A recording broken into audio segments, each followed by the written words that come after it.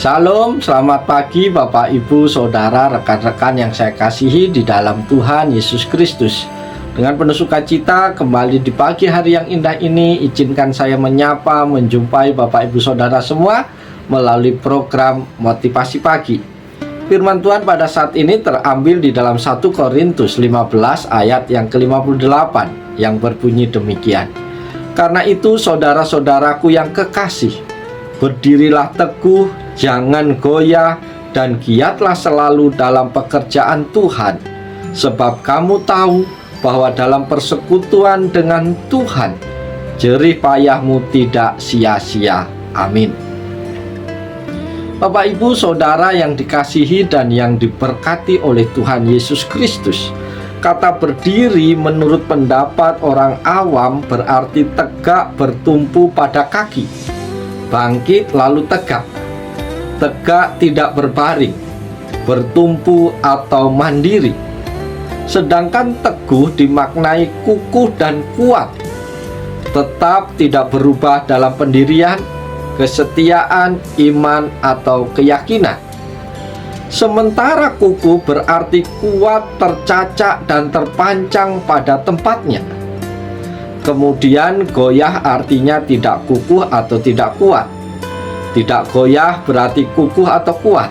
Jadi berdiri teguh, tidak goyah, dan giat dalam pekerjaan Tuhan dapat dimaknai kukuh, kuat, tetap tidak berubah dalam pendirian, serta setia dalam melayani berbagai pekerjaan Tuhan.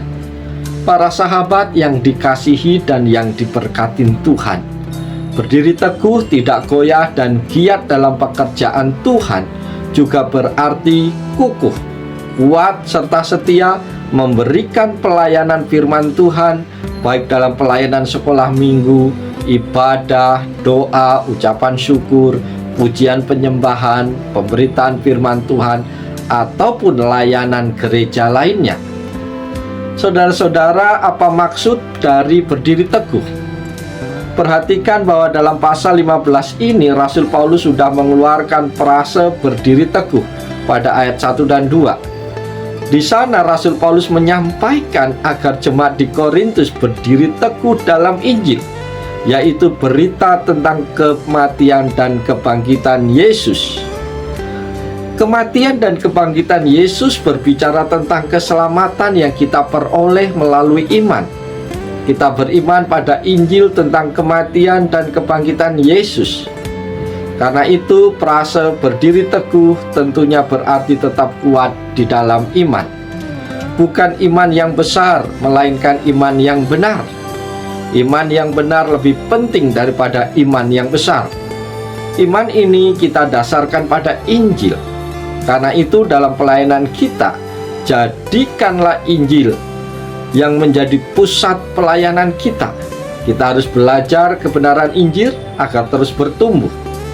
Mari belajar kebenaran Injil baik melalui perenungan setiap hari, juga dalam mendengarkan kebenaran firman Tuhan, baik di gereja maupun di persekutuan-persekutuan yang ada. Bapak, Ibu, Saudara yang dikasihi Tuhan, melalui nats firman Tuhan pada pagi hari ini ada beberapa hal yang dapat kita pelajari bersama, yaitu yang pertama, berdiri teguh dalam pelayanan.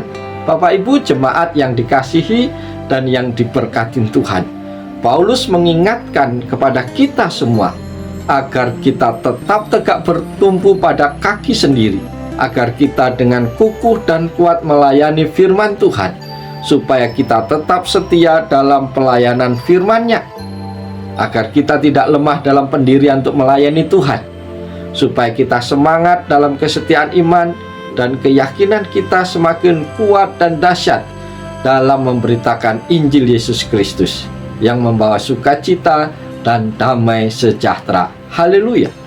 Yang kedua yang kita pelajari adalah jangan goyah.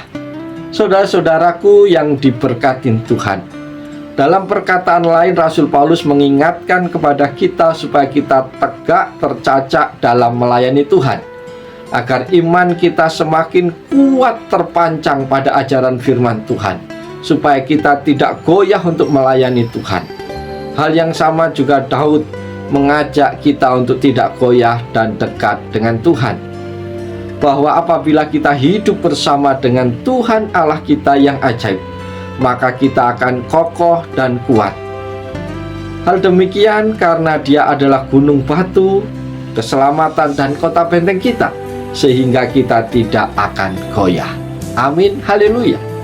Yang ketiga yang kita pelajari adalah giatlah selalu dalam pekerjaan Tuhan. Bapak, Ibu, Saudara yang dikasihi dan yang diberkati Tuhan, Rasul Paulus menasihati orang-orang percaya, saudara-saudara yang dikasihi dalam nama Tuhan Yesus, supaya mereka dan kita semua senantiasa rajin dan bersemangat dalam pekerjaan Tuhan, agar mereka dan kita selalu bergairah dan senang bekerja di ladang Tuhan, supaya mereka dan kita dengan sungguh-sungguh melayani firman Tuhan. Secara implisit Rasul Paulus dengan tulus hati menasihati dan mengingatkan mereka dan kita supaya selalu giat dalam memberitakan firman-Nya dengan penuh sukacita, agar kita memberi diri untuk melakukan pelayanan pengabaran Injil Yesus Kristus dengan semangat, lebih bersemangat dan sangat bersemangat untuk kemuliaan nama Tuhan. Yang keempat yang kita pelajari pagi hari ini adalah jerih payahmu tidak sia-sia. Saudara-saudara terkasih di dalam Yesus Kristus, Paulus menyatakan bahwa sesungguhnya jerih payah kita tidaklah sia-sia jika kita melakukan persekutuan dengan Tuhan. Bahkan persekutuan kita dengan Tuhan akan sangat bermakna dan bermanfaat dalam pelayanan pekerjaan Tuhan. Bahwa Tuhan sangat berkenan kepada orang-orang yang melakukan pelayanan pekabaran Injil Yesus Kristus dengan bersemangat, lebih bersemangat dan sangat bersemangat untuk kemuliaan nama Tuhan. Karena itu, tetaplah setia melayani Tuhan. Jangan goyah, sebab jerih payah kita di dalam Tuhan tidak akan sia-sia. Haleluya, puji Tuhan. Bapak Ibu yang dikasihi Tuhan, pagi hari ini kita layak bersyukur kepada Tuhan, kita layak bersukacita, kita layak bersemangat menjalani seluruh hidup kita hari ini. Karena hari ini sudah kita mulai bersama dengan Tuhan. Karena hari ini sudah kita lalui bersama dengan menikmati firman-Nya. Oleh sebab itu, biarlah firman-Nya menolong kita, memberi semangat, memberi motivasi untuk terus menjalani seluruh kehidupan kita dengan penuh tanggung jawab.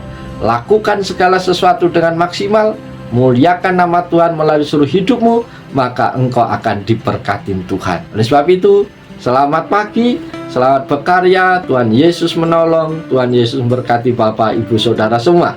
Salam, haleluya, amin.